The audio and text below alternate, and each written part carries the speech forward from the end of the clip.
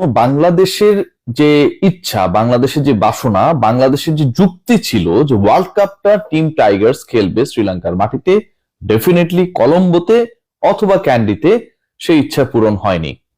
একই সাথে একই সময়ে যে ঘটনাটা ঘটেছে, যে ঘটনা আনুষ্ঠানিকভাবে প্রচারের অপেক্ষায়, ঘোষিত হবার অপেক্ষায়, সেটা বাংলাদেশের জন্য আসলে কতটুকু লাভ বয়ে আনলো।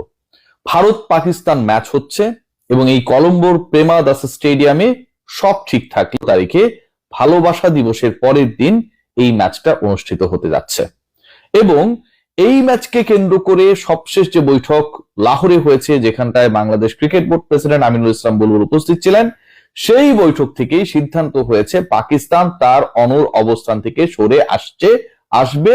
আইসিসি সেই গ্রিন সিগন্যাল পেয়েছে, বিসিসিআই তারা স্বস্তির নিঃশ্বাস ফেলেছে এবং একই সাথে ভারত পাকিস্তান ম্যাচ নিয়ে আনুষ্ঠানিক ঘোষণার দিনক্ষণের মোটামুটি ফাইনাল হয়ে গেছে। কি হলো ওই বৈঠকে? ওই বৈঠকের পর বাংলাদেশ থেকে হুট করে মধ্যরাতে কল পেয়ে আমিনুল ইসলাম বুলবুল ছুটে গেছেন। ভাইস প্রেসিডেন্ট ফারুক আহমেদ পর্যন্ত সেই ব্যাপারটা জানার সময় বা সুযোগ পান নাই। এমন কি ঘটলো যে কারণে অবশেষে বরফ করলো ইন্ডিয়া পাকিস্তান ম্যাচ বাংলাদেশের জন্য, যারা ভারতের বিপক্ষে খেলবে না সেই পাকিস্তান খেলতে রাজি হয়ে গেল। এবং আমিনুল ইসলাম বুলবুলকেই বা যেই দলটা বা যেই দেশের প্রেসিডেন্ট সেই বোর্ড মিটিং এ, মানে স্পেশাল মিটিং এ অংশগ্রহণ করলেন, সেই দল, মানে তার দলই তো খেলছে না, তিনি বা কি করলেন? তিনটা শর্ত দেওয়া হয়েছিল আইসিসির কাছে এবং সেই শর্তগুলো মেনে ফাইনালি ইন্ডিয়া পাকিস্তান ম্যাচে পাকিস্তান খেলার ব্যাপারে ইতিবাচক সাড়া দিয়েছে।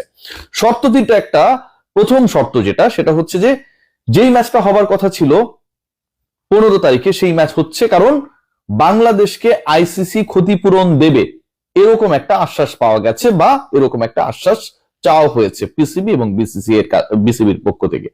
সেকেন্ড পয়েন্ট সেটা হচ্ছে বাংলাদেশের যে পার্টিসিপেশন মানি, মানে বাংলাদেশ যদি অংশগ্রহণ করতো এই বিশ্বকাপটা, আমরা যখন এখানটায় কভার করছি, ঠিক যখন আমরা বাংলাদেশের খেলাই কভার করতাম, আপনারা অপেক্ষা করতেন আপডেটস গুলোর জন্য, বাংলাদেশ জিতলে আমরা তালি দিতাম, বাংলাদেশ খারাপ করলে আমরা হতাশ হতাম, সেই বাংলাদেশ অংশগ্রহণ করলে যে পার্টিসিপেশন মানিটা পেত, সেই মানি বাংলাদেশকে দিতে হবে। বাংলাদেশ যদি কথার কথা 30 কোটি টাকা পেত, 50 কোটি, 100 কোটি টাকা পেত, সেই অর্থটা, সেই লাভের অংশ বা পার্টিসিপেশন মানে অংশগ্রহণ ফি বাংলাদেশ বা বিসিবি কে দিতে হবে। থার্ড যে পয়েন্ট, বাংলাদেশকে বৈশ্বিক ইভেন্ট আয়োজনের আরো সুযোগ বাড়িয়ে দিতে হবে। এই যে শর্ত, এই যে আলোচনা, এবং এই তিনটা শর্তে ফাইনালি আইসিসি, বিসিসিআই এখানে একটা বড় ফ্যাক্টর, আইসিসি কে তারাই চালায়, পিসিবি এবং বিসিবি একমত হয়েছে যে এই তিনটা শর্ত যদি আইসিসি বা বিসিসিআই বা তারা যারা আসলে এটাকে কন্ট্রোল করে তারা মেনে নেয়, তাহলে বাংলাদেশের খেলা নিয়ে কোনো, মানে ভারতের বিপক্ষে পাকিস্তানের খেলা নিয়ে কোনো ধরনের আপত্তি থাকবে না, এবং এই দাবিটা মেনে নেওয়া হয়েছে।